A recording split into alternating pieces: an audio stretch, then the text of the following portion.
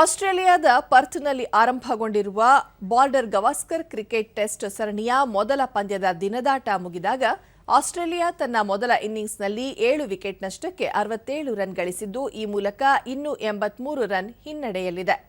ಭಾರತದ ಪರ ಜಸ್ಪ್ರೀತ್ ಬೂಮ್ರಾ 4 ವಿಕೆಟ್ ಪಡೆದು ಯಶಸ್ವಿ ಬೌಲರ್ ಎನಿಸಿದರು. ಇದಕ್ಕೂ ಮುನ್ನ ಟಾಸ್ ಗೆದ್ದ ಭಾರತ ಆರಂಭಿಕ ಆಘಾತ ಎದುರಿಸಿ ಕೇವಲ 150 ರನ್ಗಳಿಗೆ ಆಲ್ಔಟ್ ಆಯಿತು.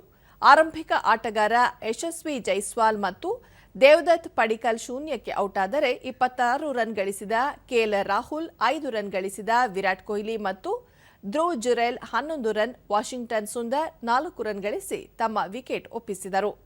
ನಿತೀಶ್ ಕುಮಾರ್ ರೆಡ್ಡಿ 41 ರನ್ ಗಳಿಸಿ ಹೆಚ್ಚು ರನ್ ಬಾರಿಸಿದ ಬ್ಯಾಟರ್ ಆಗಿದ್ದಾರೆ. ರಿಷಬ್ ಪಂತ್ 37 ರನ್ ಗಳಿಸಿದರು. 6 ಬ್ಯಾಟರ್ಗಳು ಸಂಪೂರ್ಣ ವಿಫಲರಾಗಿ 2 ಅಂಕಿ ರನ್ ಗಳಿಸಲು ಸಾಧ್ಯವಾಗಲಿಲ್ಲ.